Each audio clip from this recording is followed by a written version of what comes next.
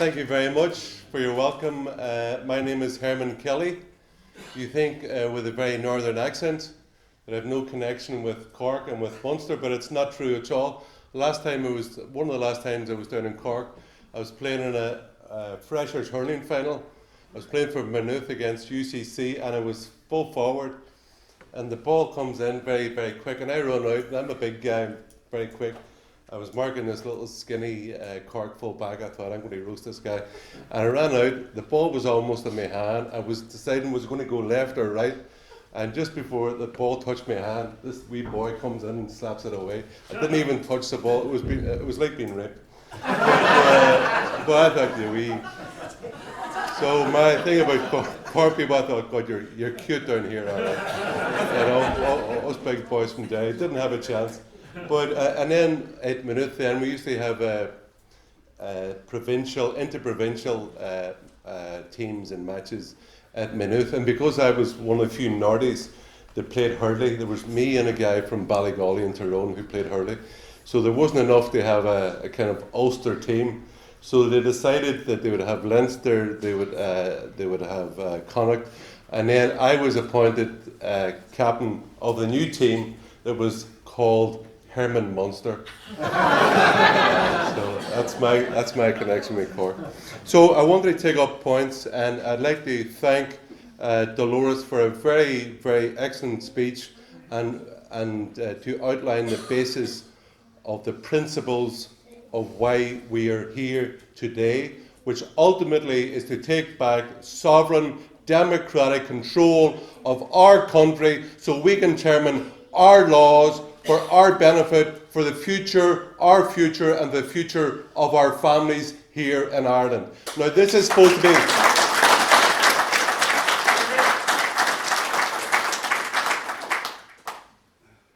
like Rebel Cork, 100 years on, almost to the day. This is 100 years on from the first Dáil, when after hundreds of years, we took back the power to determine our future for ourselves. And did you see how quiet? You wouldn't barely call them celebrations, would you? It was almost like these politicians almost hung their heads in shame. Because we've seen it. I was a boy, and you would watch these celebrations of 1916. And you'd hear people like Mary Robinson, as if standing up for Irish sovereignty. It was almost comical. But when you watched, let's say, I'll be kind and say it was subdued, the celebration of the Dáil, we know, we here recognise that we are in trouble. Yeah. Our country is in trouble. My father, when I was a kid, my dad's good old-fashioned nationalist, great Gaelic or captain of Air Oaks.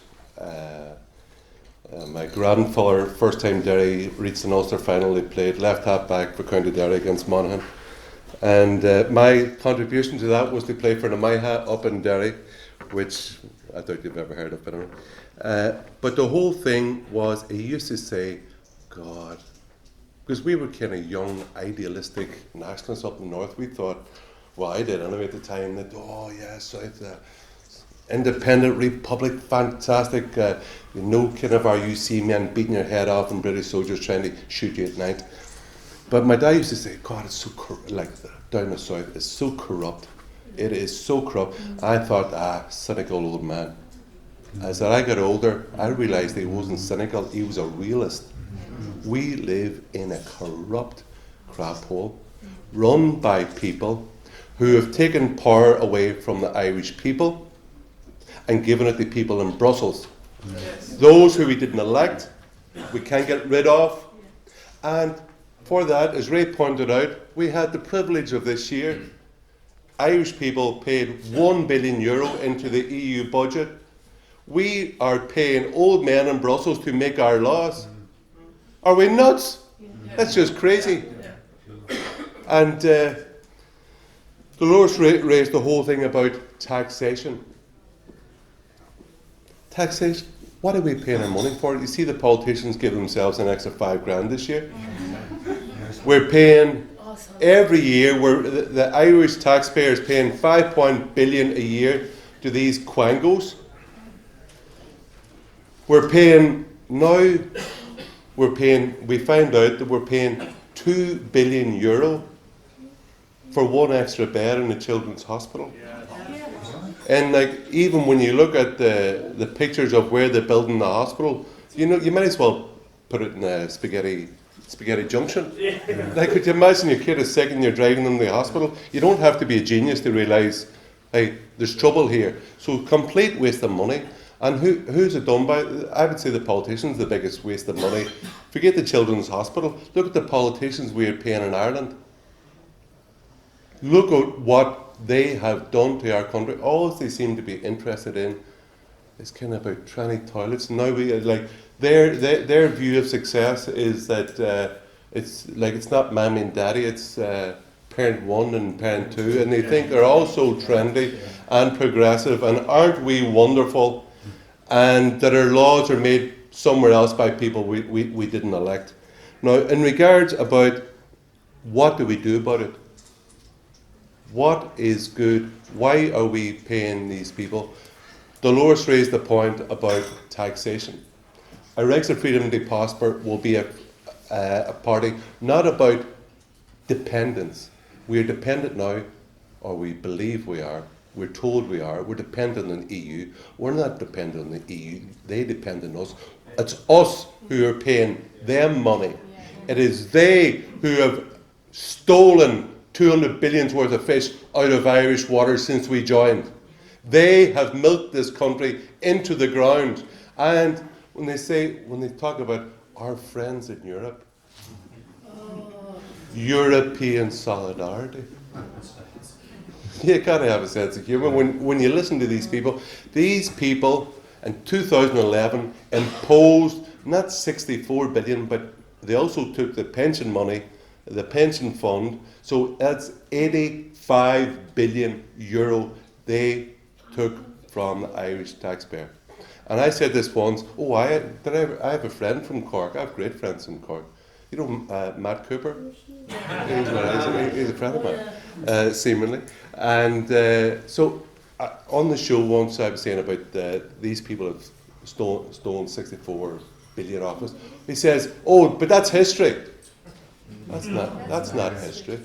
That's not history. Robbery. It's robbery. And you know what? I try to learn from every person. I listen to every person I speak to. And I heard your one about Maastricht. Very good, Frank. Thank you very much. I'll put that in the pocket. But it's not history, because it's our children and our grandchildren who will pay off someone else's debt.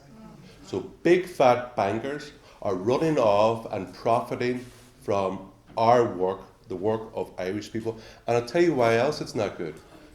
Why it's not history. Because as it stands, as we're members of the European Union, as Dolores talked about primacy of EU law in Ireland, their writ runs supreme. And of course, we no longer have a Supreme Court. It's now the European Court of Justice. But as it stands, as EU members, the people who impose this 85 billion debt on us, they will continue, when we are members of the European Union, to keep on imposing any laws they want, any debt they want on us. So someone tell me, we fought for 800 years against the British so we could hand over sovereignty to someone else. It's just crazy. It's crazy. But the thing about when you look at taxation, and I'd like to introduce a few new ideas, because it's not just about the European Union and our relationship with the European Union, it's our relationship with the corrupt politicians we have in Ireland, how people work, how they're taxed, what we want. And when you look at it, like they say only guarantees in life are, well, death and taxes. But so you work, you're taxed by the government. So like they take whatever 40% of your money. And then if you're lucky and you save up and you buy a house, what do then? They impose a property tax on the money which you've bought with the money that has already been taxed. And then if you go to the shop and you buy, or you want to sell something, or you want to buy something in the shop, you then pay sales tax, value-added tax. And then you get the end of your life. And what do they do then? So everything that has been taxed, everything you've bought and sold, your house, you've been taxed on again. And then you get inheritance tax. So you're basically, like, it's hardly worth your while getting out of bed in the morning, going to work, because in some cases, people who are on the dole and on welfare are better off than people who get up and go to work every morning. So, but if we want to have a progressive and a free country depends on having a free people. And a free people is not dependent on either the European Union or on the state. So a free people depends on people who gets up and having a taxation system which rewards work, which puts money in people's pockets who go to work in the morning, which provides an incentive and an initiative to go to work. Now there's a thing in economics about the Laffer curve, and it's a bit counterintuitional, but it basically says that the lower you set the rate of tax, the greater the lesser the rate of taxation, personal taxation, the greater the take of the state. And we had it here in the late 90s, where the rate of personal taxation dropped very sharply, and the rate of tax take by the government rose exponentially. So I believe to stop dependence on the state, to stop dependence on our political masters, we must lower the rate of taxation in Ireland. Here, here.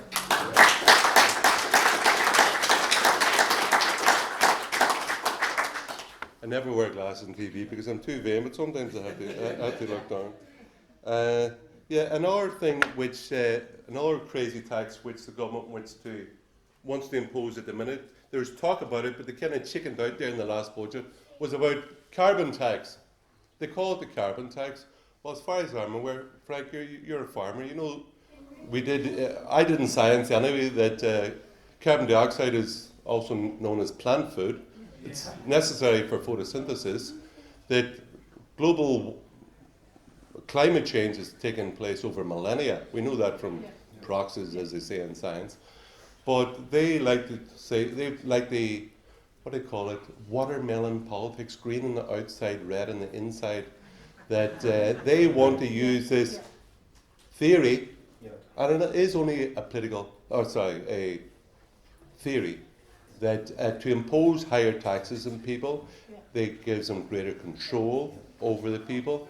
Now, carbon tax, basically, they want to put taxes on your fuel, on your petrol, on your diesel. It's already on your electricity bill. Yes, they started in 2013, right? I just explained it first about on your fuel. So if you're driving to work, they're going to tax you more. If you want to heat your house, which is necessary for everybody, unless you're sitting in the house drinking whiskey all the time, you don't need it, they'll tax you again. Even for meat, carbon tax will cripple Irish agriculture and the agri-food business in Ireland, because they also put it in meat, on a range of products. It'll also hammer the Irish haulage and transport industry. They may have to go up the north, or they get the fuel somewhere else, but it basically puts up the cost of travel, of transport, and you have a knock-on effect. Now the ESRI, did I get that right? Basically they said to comply with EU regulations on climate change. They call it climate change, they don't call it global warming anymore, I don't know why. I think because it hasn't risen in 18 years. They say to comply with that, the carbon tax must go up from €100 per person to €1,500 per person. So you can see why the government chickened out in the last one. They want it, and what are they doing? They're looking for consensus. They're looking for all the parties to form a consensus so they can come forward and say, we've talked about it and we've decided we're going to pick your pockets. Yeah. And you're the ones going to be suffer. And really, you don't have a say. Why don't you have a say? Because you got no one in the Dáil. We've got a consensus in the Dáil. So you can go and get stuffed. RT get their cut too. Yeah. RT. Yeah. As I call them, I used to call them, do you know what the RT? Controlled by public sector. Years ago, I had an article in the, Irexit Radio. I think it was the Irish Mail on Sunday. I called them Radio Lisbon. It was a Radio Lisbon. And the guy, Brian Feeney, who's a controller, he wrote back. And do you know what he said? It's unbelievable. So you get this big thing in the Irish Mail, and the guy writes back in their defence saying, we reflect the views not of the people, but of the political parties present in the Dáil. Right? So, so you have in Ireland the carbon tax. Not only is it bad that it's going to hammer the economy but ordinary people especially, because people have a certain amount of disposable income, and it's poorer people and older people who have less disposable income. And if you take €1,500 per year off a poor person or an old person who needs to run their car, needs to hurt their house, it will hurt them disproportionately. So it's not quite, but it's almost like a poll tax, that it hurts like the poorer people the worst, and therefore it's very unfair. It doesn't take in people's ability to pay at all. Irish people, we over many generations, we have a shared history, a shared language, a shared culture. The bare minimum is a self-consciousness. We are a people. And it's that consciousness which is the basis of solidarity. The people. Blackbush, for me.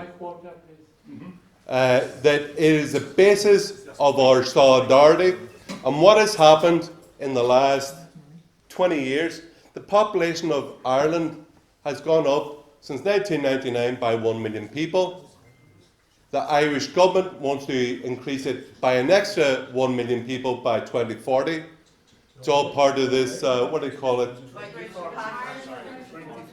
Ireland 2040 plan.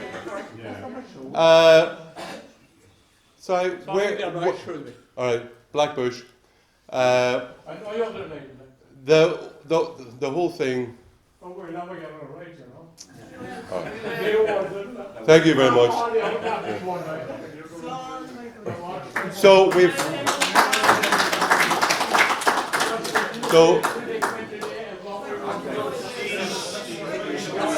That's all right. Come on. Look.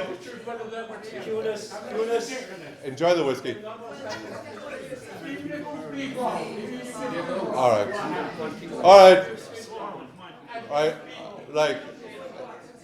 Right. So we have this. Our population, without our consent, has increased by 1 million people. The Irish government wants to increase it by another 1 million people. So what happened since the 16th century? The plantation of Ireland. People will come in, they'll colonise the country without our consent, and look at the trouble that caused. Yeah. And if we as a people have to consent to what goes on in our country. We want control of our government, we want control of our laws, of our budgets, so we can decide our future and our interests going forward. So we can decide about the future of our families, our farms, and our future. And it's not for anybody else, and it's not for some old drunk in Brussels to be deciding for us. That's not.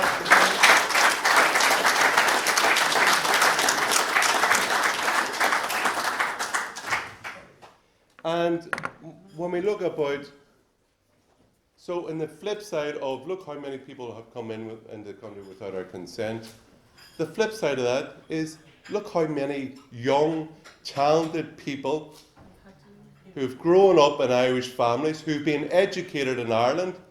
And did not see the pictures there 2 weeks ago about all the nurses who were getting paid peanuts in Ireland by politicians who give themselves an extra £5 grand a year. And they're over in Brisbane and in Canada and America with the signs, give us a reason to come home. Well, that is the purpose of our party. That's why we're starting, because we want a sovereign, independent Ireland, self-determining, so we can work in our own interest and give all those people, Irish people and all the diaspora abroad, a reason to come home.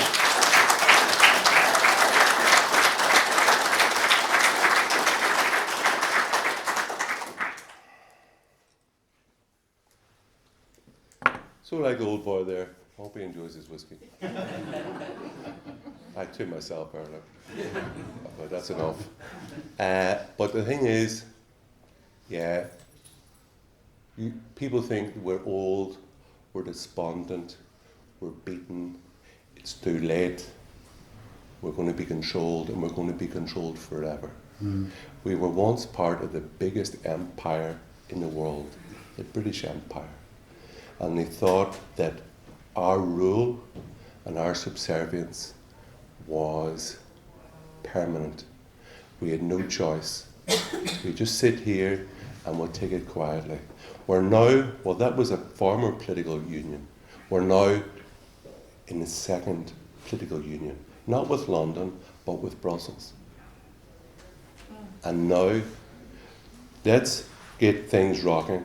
Now, just let me, before I do my thing, please, everybody, I think we need now 10 more signatures to get the party registration. Can everybody who here has a form, fill it in, Yes. put it in the bag. See that handsome guy there? Garrow Quigley. Bro! As Ray will agree, from a North Cone strength, we got to start summing off here. Now, as I said, it's always a small number of people wanted the freedom of this country. Let's start working for it. Let's make it happen. The only way we're going to exert change is if we're going to challenge these people at the ballot box. But that was nearly enough of a mistake. So I'd like to thank everybody for coming here today. I'd like to thank Kate for doing the fan and tea. To Frank Shinnick from Fermoy for starting off proceedings. To Ray Bassett, for whom it was a great privilege. And a very brave man. And Dolores Cahill, our new chairwoman.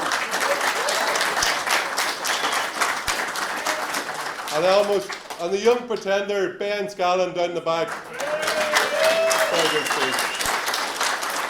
Most of all, I'd like to thank the people who came here. Love of our country is not gone yet. This is the beginning of a new political party to exert political change in Ireland, and the main principle, as Dolores outlined earlier, is that we want to take back control of our country for ourselves in our own interest and the interest of those who came after us. We're not refighting the struggles of 100 years ago or 100 years ago. This is not simply about the past, but about our future. And I'd like to just add one point in that Ray touched on the whole thing about what has come out in the last 3 weeks out in the press. It was said by Coveney, said the guy. Yeah, let's start the book. The guy there was this German, Günter Kirschbaum or someone. He was the chair of the Bundestag Committee on European Affairs. He basically said straight out, it will be a hard border of the European Union. We've had Elmar Brok, who's a very powerful MEP. They've all made it clear it will be a hard border of the European Union imposed on Ireland, and the damage it will do in our country, our culture, our economy, everything. That will be imposed. Why will it be imposed? Because it's about their project and they don't give a damn about us. As if we've had to learn that. It's ridiculous. But as it's around St. Valentine's Day, I had a little ditty there a few days ago, and the European Commission put some silly roses are red, violets are blue, tax harmonisation, yabba dabba doo. I can't remember. But my response to that was, roses are red, violets are blue, reunite Ireland, leave the EU!